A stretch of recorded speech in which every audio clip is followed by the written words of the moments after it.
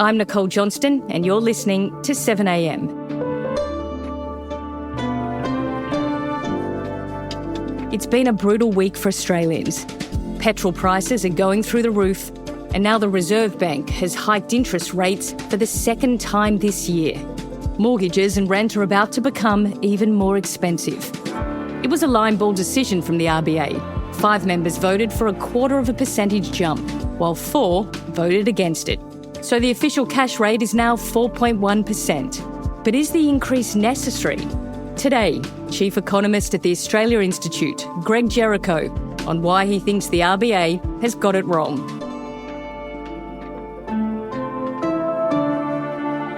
It's Wednesday, March 18.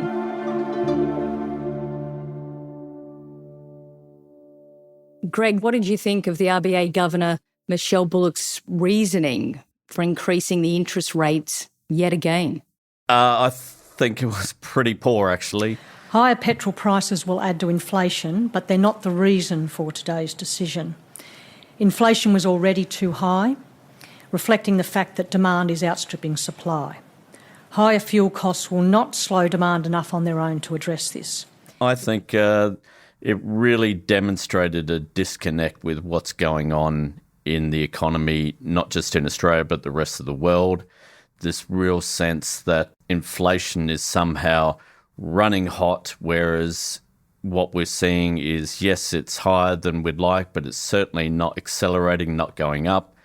You know, they showed that actually in the end of last year, household consumption spending was a bit below what they'd expect. That doesn't suggest that we're out there all spending madly.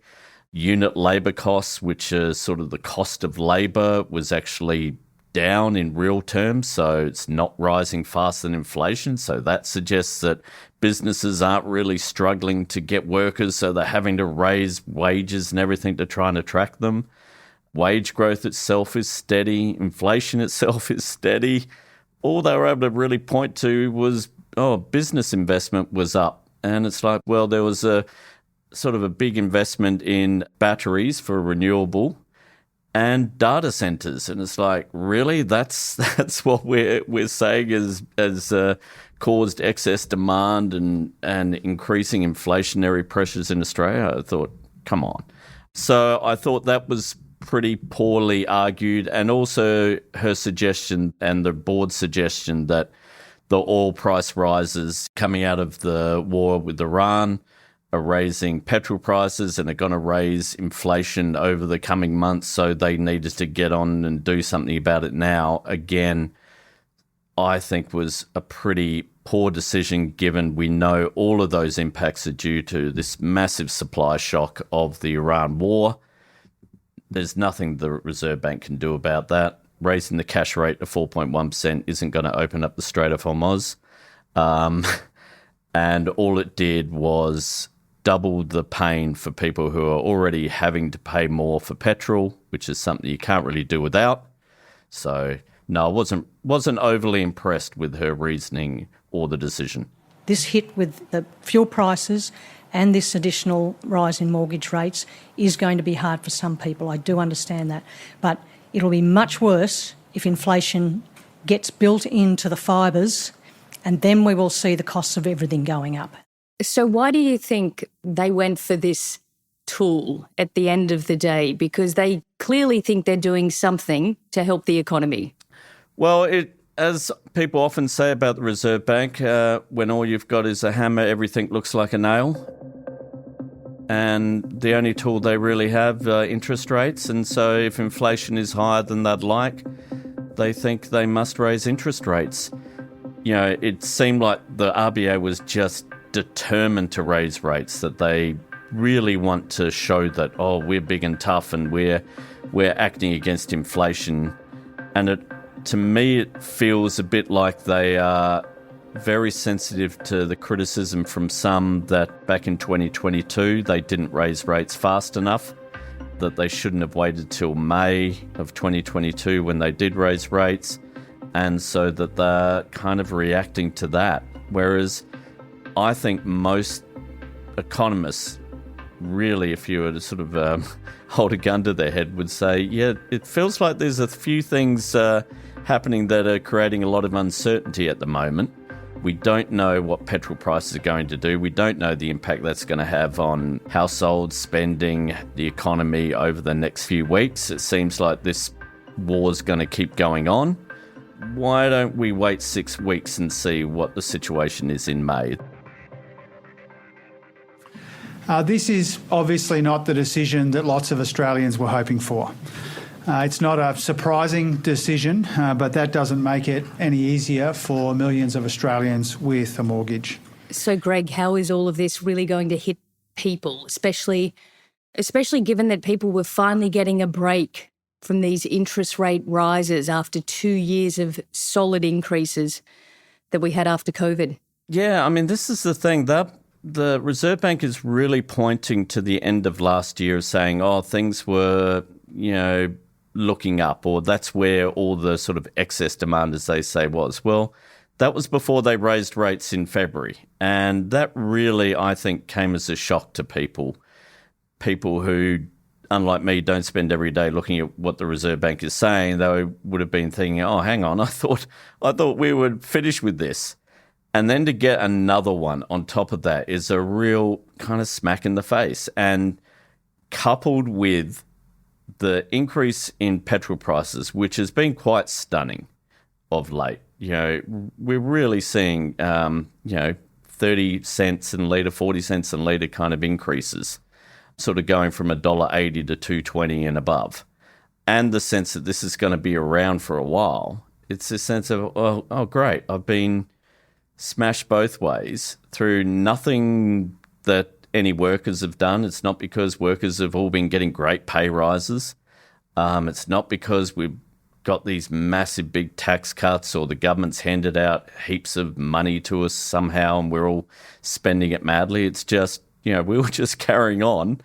And then suddenly the Reserve Bank has decided, oh, hang on, we really would like a few more of you to be unemployed. And really that's what it comes down to. So it really is this worrying thing for me that the Reserve Bank remains utterly wedded to this view that there needs to be higher unemployment. They would love unemployment to be around 4.5%, if not a little bit higher, just to be safe. They have shown a complete unwillingness to be able to cope with unemployment around 4% or even lower. It's a pretty sad state of affairs, and especially in a period of such a massive uncertainty, because we've got madmen in the White House, no idea what the heck's going to be happening with Iran, and to be suggesting that we shouldn't have at least waited 6 weeks to find out, to me seems a pretty poor judgment on the Reserve Bank's behalf. Coming up, what's the chance of a recession?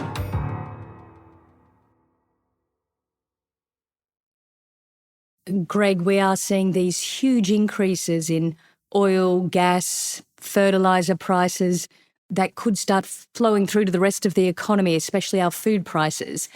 So how bad do you think that inflation could get from here?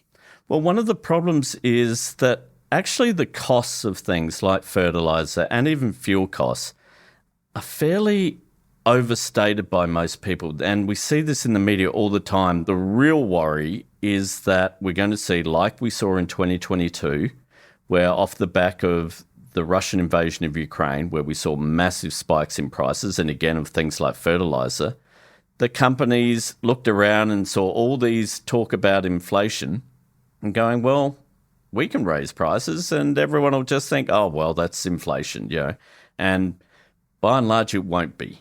It'll be just they've seen an opportunity to raise prices. And we already were starting to see some of that at the end of last year. What we were seeing at the end of last year that was causing the bit of the jump in inflation that we saw was an increase in profit margins. So that's my worry. I don't think we're going to see massive spikes, but certainly this kind of increase in oil prices is going to lead to inflation increase. But again, it's a case of, is that an inflation that the Reserve Bank can do anything about? They can't lower the price of oil. They can't lower the price of gas, even of fertiliser. What we could do, given we're one of the biggest exporters of LNG in the world, is we could be looking at taxing our gas exports, who are going to be making an absolute mozza. Because one thing people might have realised over the past couple of weeks is that when they're watching the news or hearing about things is, the share price has taken a hit. The stock market's gone down. Well, I can tell you two companies whose prices on the stock market have not gone down are Santos and Woodside. Why? Because they're massive gas exporters, and everyone knows they're going to make a mozza out of this. So, if we were taxing gas like we should be, we might actually be seeing stories about how actually this war, the increase in oil prices, is going to lead to a big increase in tax revenue, which the government could use to actually help us out. And instead, it's all just going to go to profits for companies, and most of those profits are going overseas.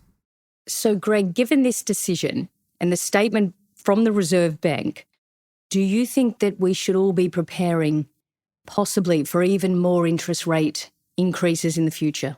Yeah, unfortunately, I think another one is more likely than not, whether it comes in May or it comes later. They might decide, given they've done two in a row, that it's time to step back and wait, especially because the next meeting comes the week before the budget. So they might decide, let's wait and see what comes out in the budget. But again, all of this just puts pressure on the government now to cut back on spending because it doesn't want to be seen to fueling inflation. And it's like, well, is inflation being fueled by excess demand, or is it being fueled by a war in Iran?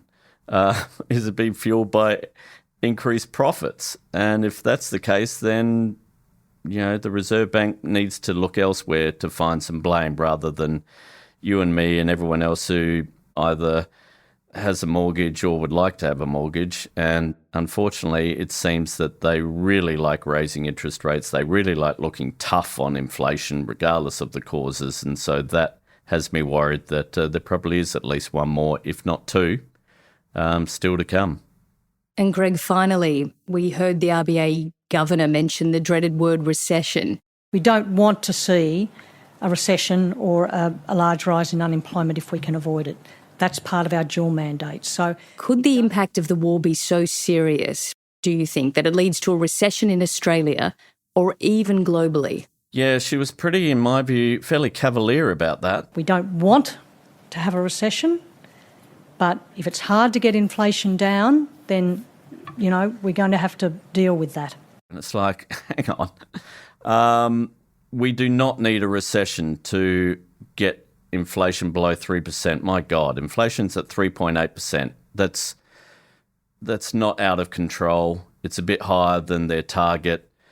Anyone thinking that we need the economy to slow down so that we can win the war on inflation is quite deluded, and I would also suggest in a very secure and well-paying job. I really have no truck with economists who think that higher unemployment is a nice and easy payoff for lower inflation, and recessions are horrific things.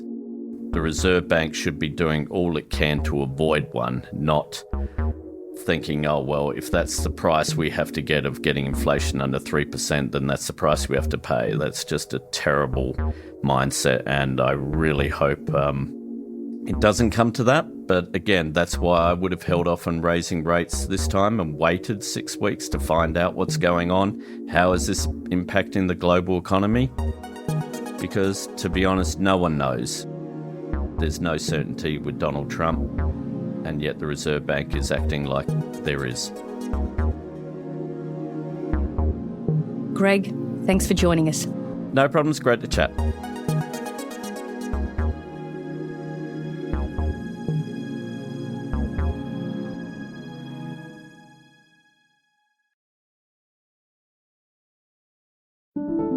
Also in the news, the ACCC has put fuel companies on notice, warning them against misleading and anti-competitive conduct. The watchdog says it will closely monitor the fuel market for price gouging during the war in the Middle East. Major fuel companies, wholesalers and retailers have been asked to explain recent price hikes, which often moved more quickly than expected after the worldwide increase in oil prices. And a possible Category 3 cyclone is making its way towards Queensland. Meteorologists are warning it could deliver winds of up to 155 kilometres an hour. It's expected to hit far north Queensland between Lockhart River and Port Douglas on Thursday. There's also a warning for heavy rain and flash flooding. I'm Nicole Johnston. This is 7am. Thanks for listening.